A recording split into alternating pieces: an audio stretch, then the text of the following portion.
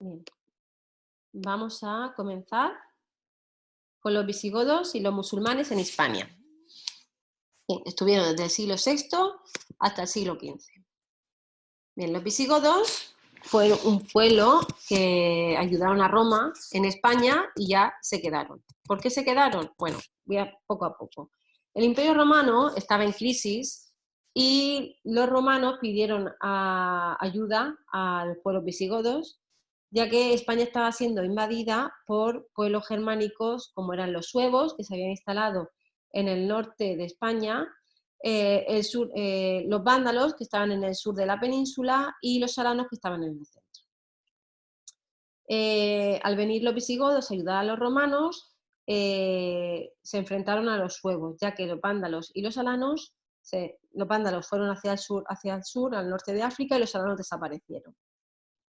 Bien, cuando los visigodos vencieron a los suevos, volvieron a sus territorios que estaban en el sur de Francia, pero se encontraron con que los pueblos francos los derrotaron y tuvieron que huir a la península ibérica, volver a la península ibérica. Por ello, esto fue el inicio de un periodo de 3 siglos en los que esta población visigoda se integró con la que ya vivía aquí en España, en España, y adaptaron sus leyes y sus costumbres que ellos aportaban a lo que ya había. Y fundaron un reino, que era el Reino de Toledo. Y desde allí, que Toledo era su capital, controlaban todo el reino. Los visigodos nos han legado pues, una historia de una progresiva poco a poco integración, como ya hemos dicho, con la población nativa y sobre todo el cristianismo y la monarquía electiva. La monarquía electiva era la que no era heredada de padres a hijos, sino que se elegía por un grupo de nobles o un consejo. Que precisamente esto fue lo que le hizo que cayera el reino visigodo en España, a manos de los musulmanes del norte de África, pero eso ya vendrá. Del imperio visigodo nos ha llegado una rica cultura y un ejemplo de adaptación. ¿Cómo era la sociedad visigoda? Pues era una sociedad básicamente rural, agrícola y ganadera. No hay que acordarse que estamos al inicio de la Edad Media, ¿vale? En el que también continuaron pues, la misma actividad económica que Roma, que era agrícola, y con los mismos cultivos. Sí que es cierto que introdujeron algún nuevo, como era la espinaca, el cultivo de la espinaca y de la alcachofa, que no se conocían aquí. Y en vez de las personas que trabajaban los campos, la mano de obra, ser esclavos como eran en la época romana, ya pasaron a ser colonos, o sea, eran campesinos que trabajaban la tierra a cambio pues, de una parte de las cosechas. Sin embargo, sí que hubo rasgos de la época romana que cambiaron, como por ejemplo la importancia de las ciudades, la importancia del comercio y de la minería. De hecho, la circulación de la moneda era muy escasa y el único comercio de cierta importancia era el que se hacía con el Mediterráneo, que era productos de lujo. Algo que sí que destacaron los visigodos fue en el trabajo que hacían con el metal. Como aquí podéis ver, es una corona de un rey visigodo. ¿Y cómo fue el final de la monarquía visigoda?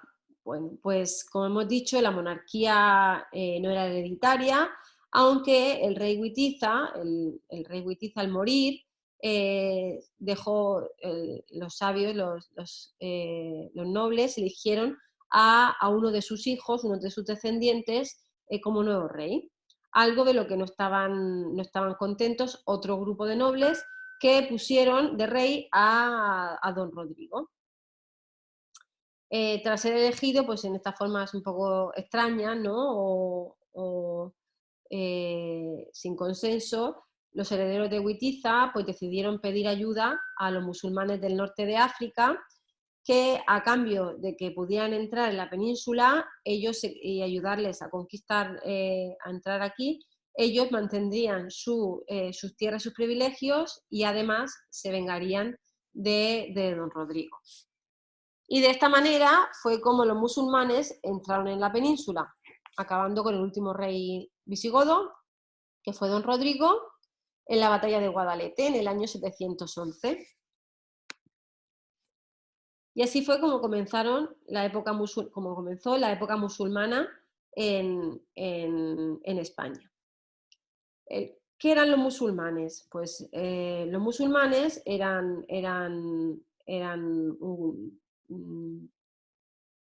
un imperio, el imperio musulmán, que tras la muerte de Mahoma se fue extendiendo poco a poco desde la India hasta la península ibérica.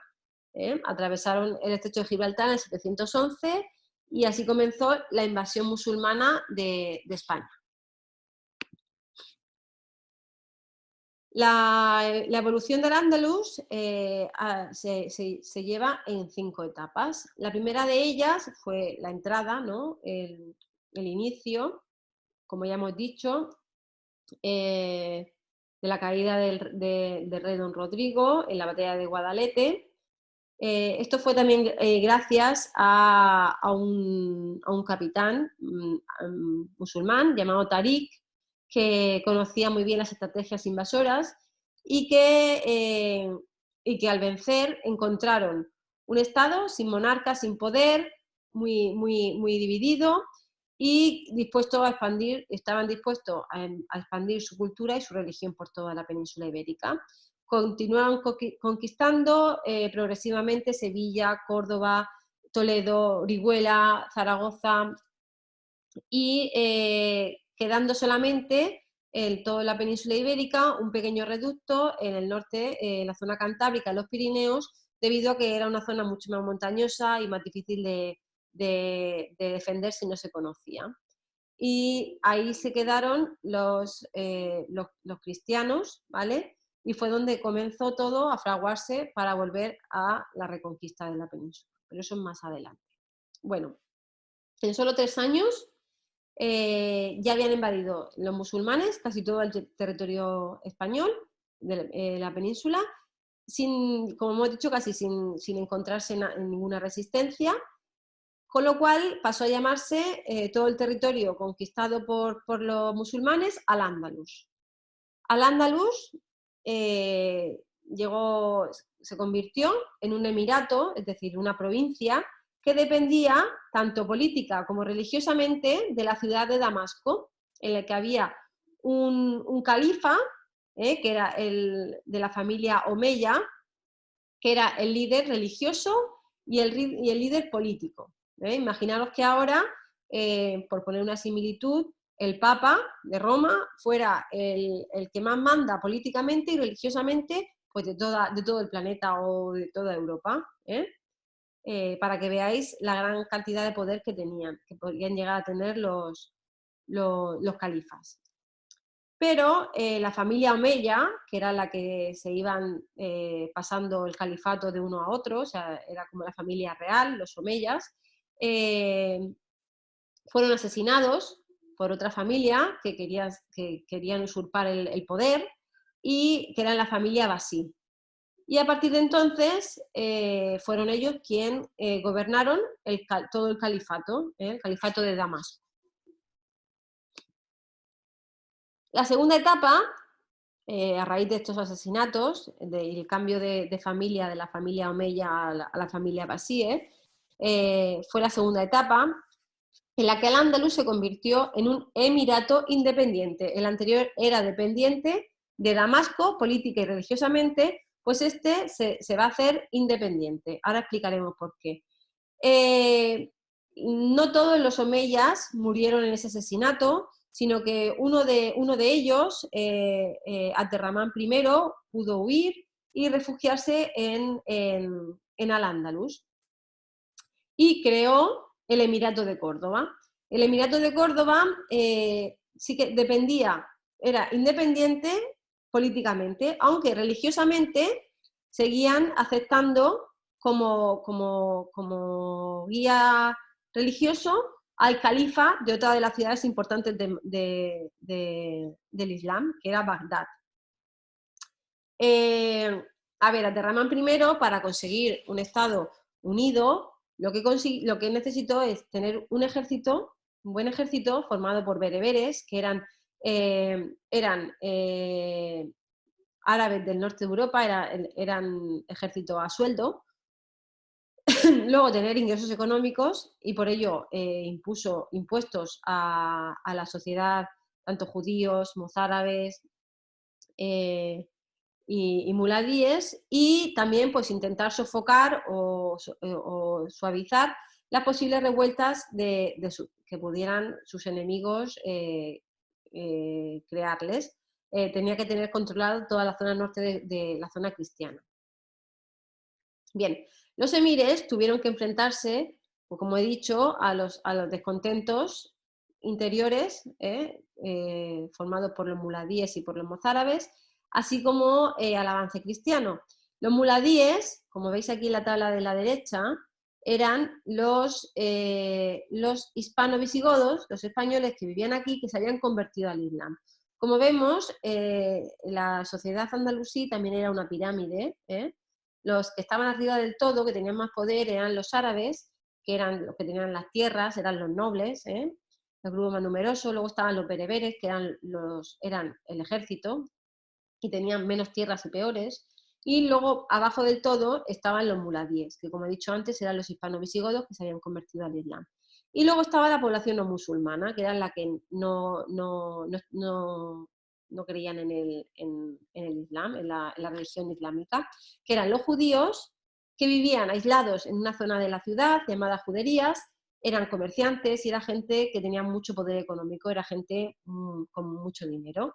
Y luego estaban los mozárabes. Los mozárabes eran agricultores y artesanos que no se habían convertido al Islam, o sea que seguían siendo cristianos. Tanto los muladíes como los mozárabes estaban descontentos porque no se consideraban ciudadanos de segunda, y además tenían un trato discriminatorio y pagaban altos impuestos. Y de ahí pasamos a la tercera etapa, que es el Califato de Córdoba.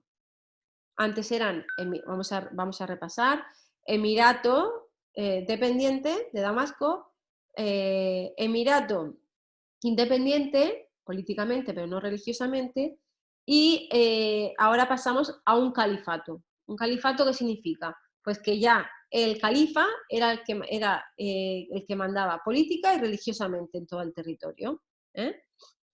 Este fue Abderramán III, el que fundó el califato, y bajo su reinado Al-Ándalus, digamos que vivió su época de mayor esplendor. Era la capital del Al-Ándalus, que era Córdoba, se convirtió en una de las ciudades más grandes de todo Occidente, y se cultivaron las letras, las ciencias y las artes. Como veremos después, los árabes nos trajeron las matemáticas, las ciencias, la astronomía, las matemáticas, la química, y